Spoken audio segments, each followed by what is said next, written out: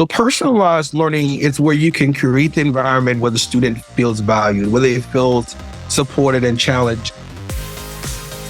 Hello there, my name is Monica Burns, and welcome to today's bonus episode of the Easy EdTech podcast. If you're used to joining me on Tuesdays for new episodes, you are in for a treat. This is a special bonus episode of the podcast in partnership with Blocksi. Just like on Tuesdays, these bonus episodes are designed to give you ideas you can try yourself, share with a colleague, or bookmark for later in the school year. If we mention something you'd like to check out, you'll find the link to it in the show notes. So don't forget to head to my website, classtechtips.com/podcast, for all of the links and resources from today's episode. This episode is sponsored by Blocksi, the all-in-one 21st century school operating system. With Blocksi, teachers can automate their teaching and regain the time otherwise lost to repetitive and administrative tasks. The AI-powered platform streamlines teaching processes, offering advanced functionalities like formative quiz creation, plagiarism detection, and real-time student progress tracking. Say goodbye to the tech hassles and hello to more time for what truly matters, teaching. But that's not all. Blocksi goes beyond classroom monitoring, further ensuring a safe and productive learning environment with AI-powered content filtering and threat detection.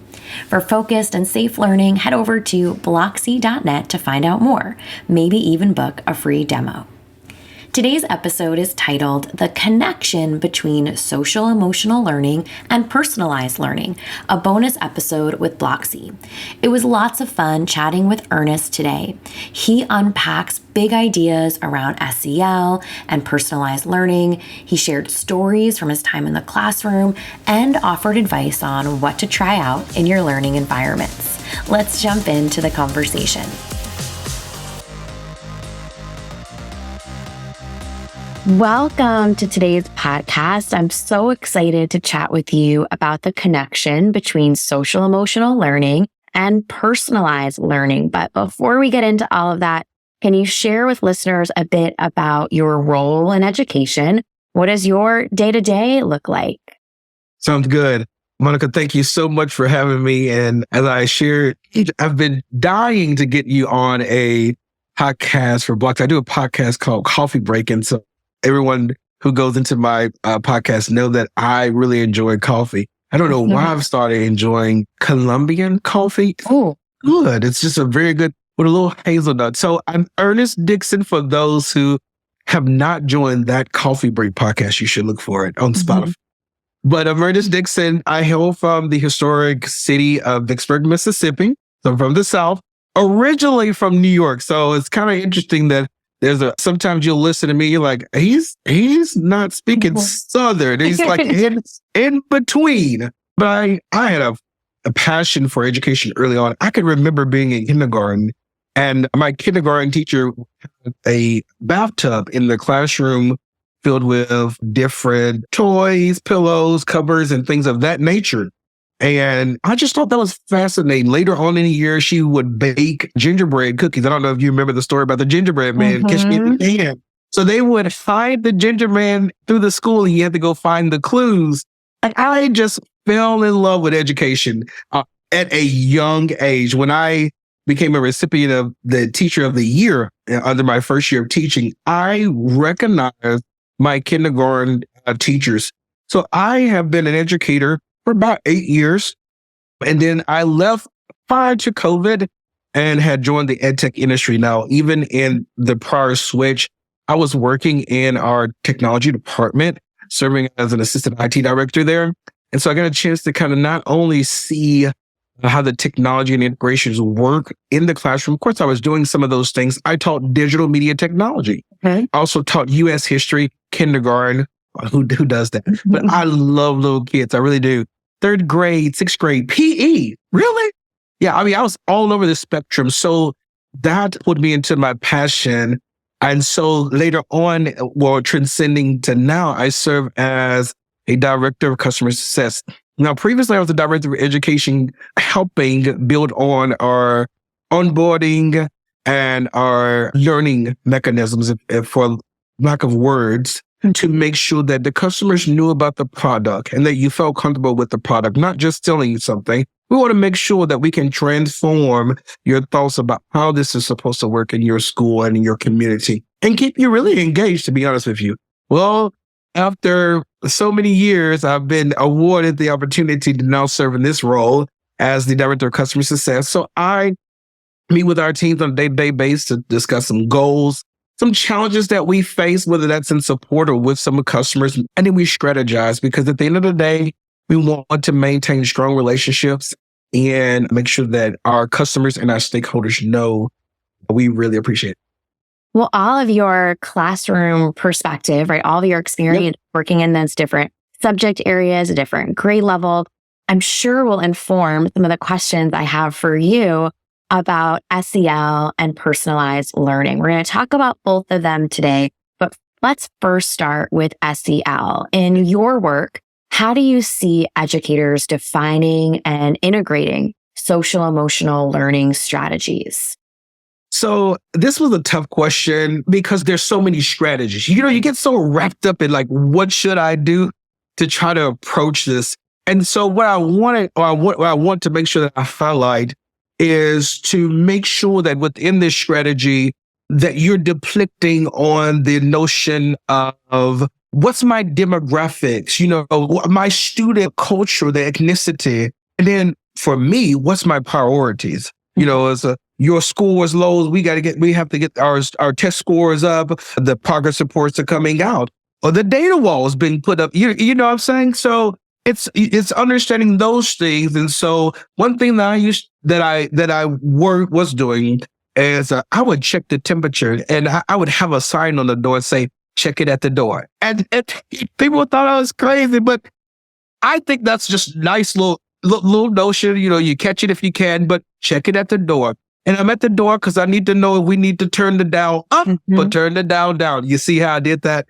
And so I had morning meetings. I was concerned about my students, sometimes a little bit too concerned because, if you didn't eat for the day, you could find a little snack or juice somewhere in those cupboards. It's just one of those things. Don't tell anybody. But I was one of those people. And then even in the morning meets where it was a time for them to express themselves to kind of make sure that you're okay. Because you can come in, you can tell, we call them indicators or triggers.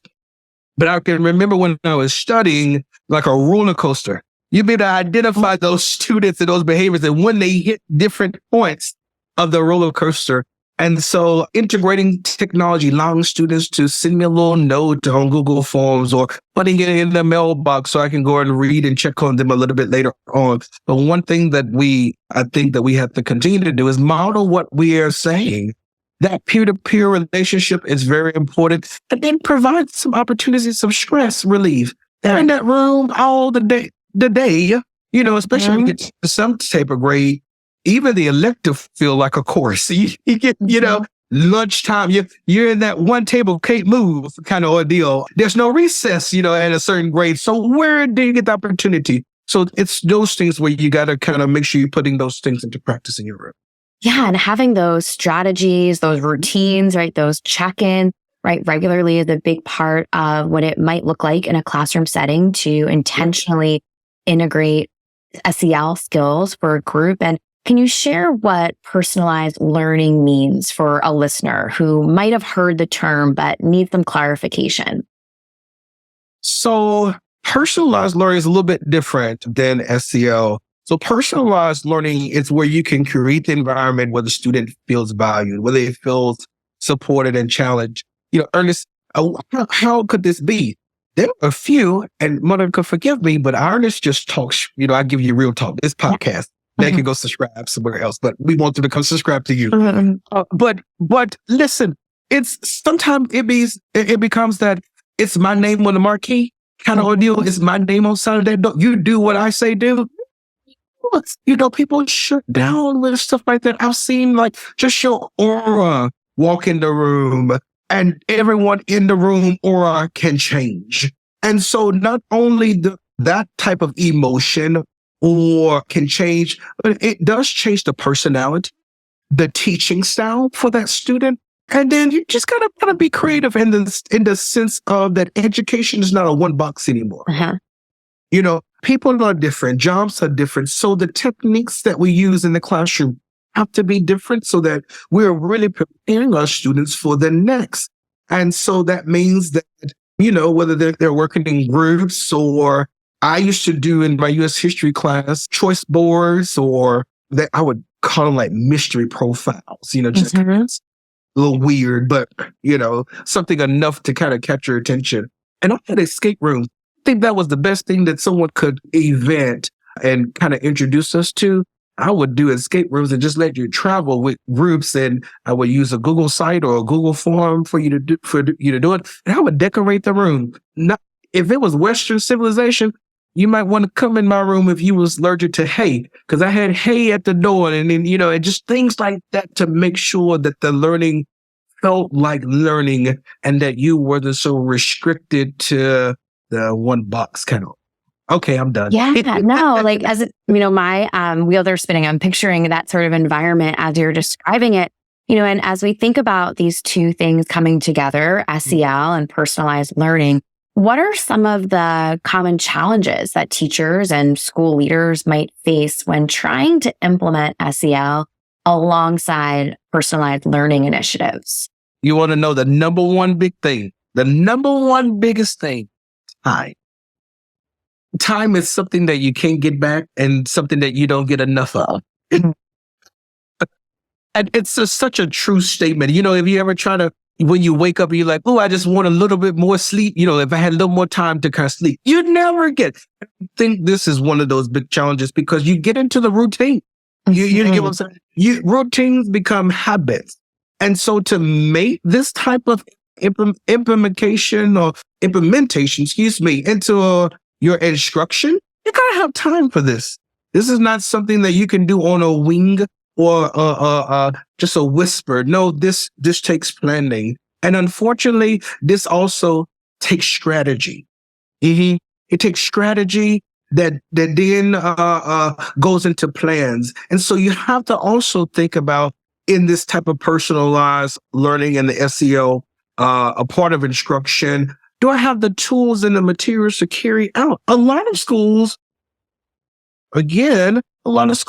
funding is a little bit different based on their demographics and their location and so forth. They may not have those community stakeholders and partners that are really helping them. And so some of those things kind of hurt that I named, but sustainability, one of the biggest things, because again, and I'll get to Blocksi in a few minutes, but when I rolled out how we use Blocksi in the classroom and how the educators and the principals use Blocksi and how we transform our school district and our community together using this powerful tool, one thing that I noticed, that professional development was not done.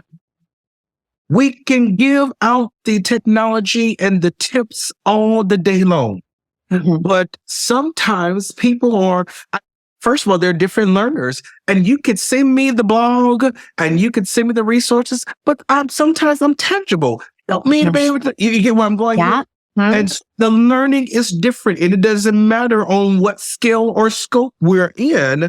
You're going to get what I would call teacher burnout quickly rolling out something like this into your district. So if you do not strategize, and if you don't have a plan before you just implement, this is one of the main reasons. Yeah. And, as you're talking, it, makes me, really want to follow up with a question on something that feels small, might feel small, but, packs a punch, right? So, where is a good place to start for an educator who's new to this idea of combining SEL and personalized learning? What are some small, impactful steps they can take that will feel sustainable for them? Number one, I have 5. All right. Hit number one. Number one, you got to ask yourself, what are you trying to accomplish?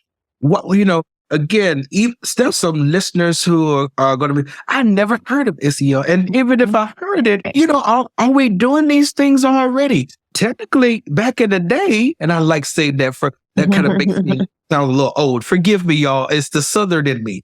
Back in the day, we had character education. Do you remember that? Mhm. It's not even on, it's not a course that the students go. What happened to us? What happened that some of those foundational things that really shaped the generations that we have now have kind of been depleted. And so now you got to go back and say, what are the goals? And what am I trying to accomplish? Number two, you got to have that time.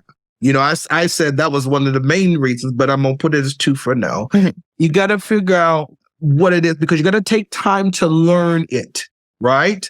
And sometimes it could be, by yourself or, maybe you're someone learn it and be able to implement it in we would call them POCs, Mhm. planning, learning, communities. Three, you got to build a rapport. When we're talking about that social emotional learning and even that personal, you got to have a rapport with the student, but also with the parent. Mhm. When you come into those parent teacher conferences or even those check-ins, it's not about you.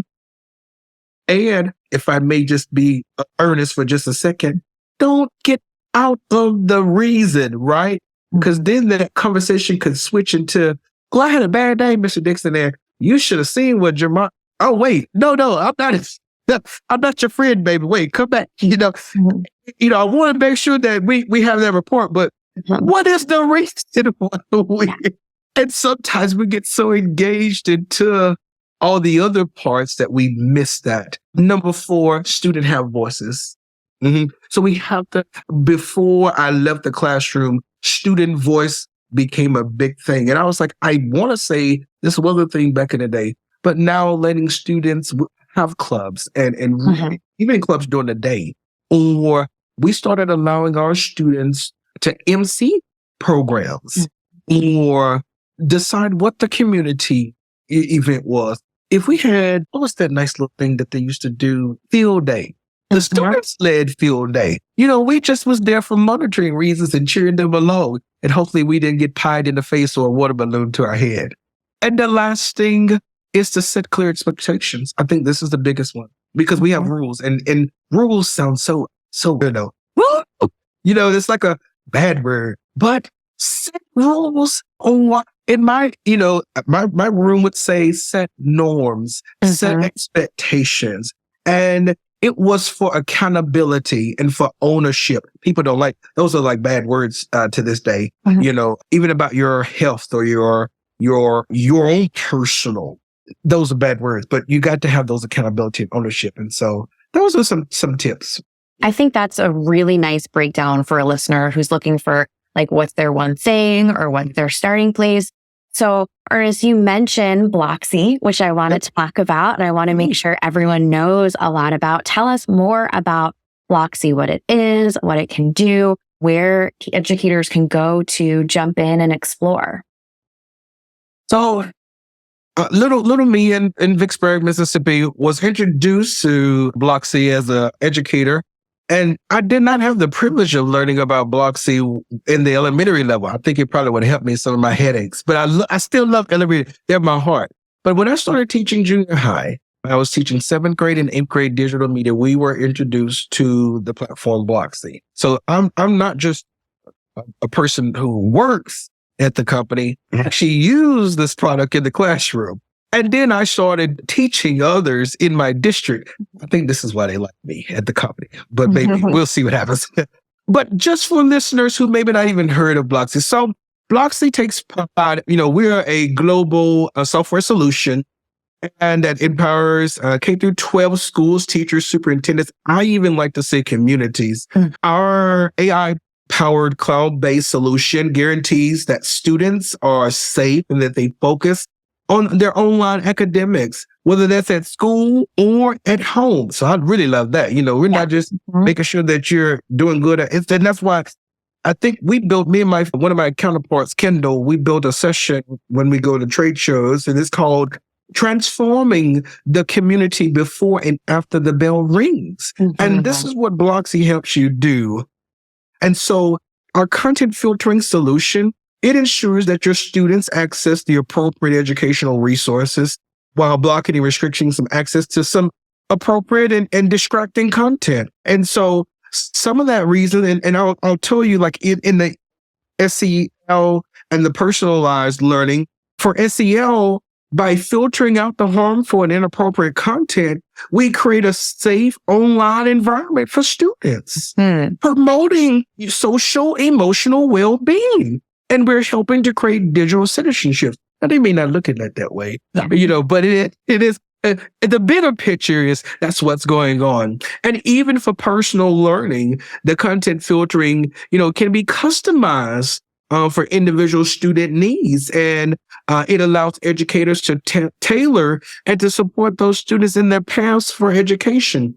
Our teacher dashboard, which I'm very dear of and I love, it allows educators to manage the internet access in their classroom. Now, of course, those filters are created on the admin level, but teachers do have some of those controls as well as by using some of the filtering settings as well. So when we look at the classroom tool, again, the teachers can also tailor, because some districts may say, well, I want to allow this for the district, but the classroom teacher may say, oh, no, not in my room.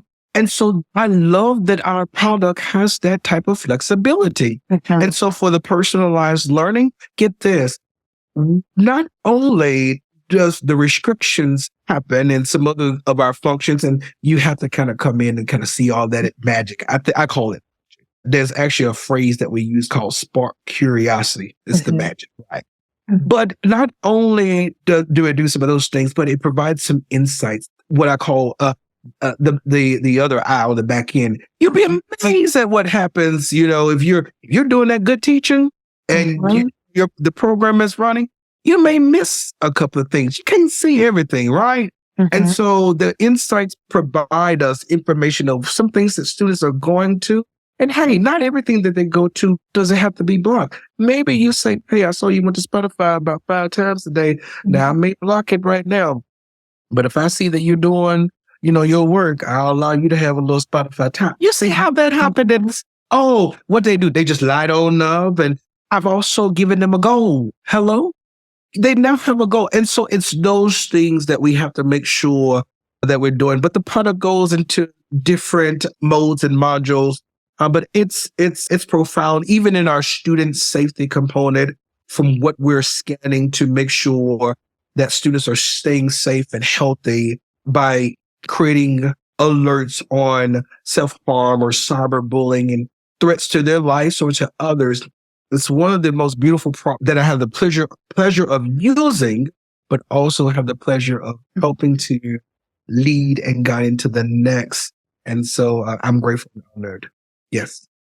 Well, Ernest, I really appreciate you unpacking some big terms like SEL and personalized learning for listeners, for helping paint a picture of what's possible with Blocksi. We are going to link out for anyone who's listening right now to click, to learn more, to explore, and to stay connected with you all. So thank you so much for your time today. Yes, most definitely. Thank you so much. It was lots of fun chatting with Ernest today, and let's finish up this episode with a few key points to make this EdTech easy. Set clear classroom expectations and norms. Build rapport with students and families. Give students a voice in activities and events. Use Blocksi to create a safe, personalized online environment. Remember, you can find the show notes and full list of resources from today's episode by clicking on the show notes in the description. Wherever you're listening to this, you'll find a link right below, or going to classtechtips.com/podcast. That's where you'll find all the ways to connect with the team at Blocksi too. A big thank you to Blocksi, our sponsor for this episode. They're on a mission to revolutionize modern learning, always keeping educators and students' best interests in mind. If you love saving time, classrooms full of focused learners, and safe learning environments, go to www.blocksi.net. That's BLOCKSI.net to learn more and find details about the free demo you can book for your K-12 school. If you're listening to today's episode on Apple Podcasts, Spotify, or another favorite app, don't forget to hit the follow button. When you follow along with the podcast, each new episode will download for you automatically, so you won't miss a thing. And if you have a moment and are feeling extra helpful today, please leave a rating or review for the podcast.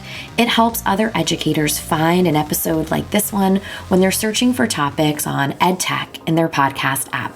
Have a great week and check back on Tuesday morning for next week's new episode.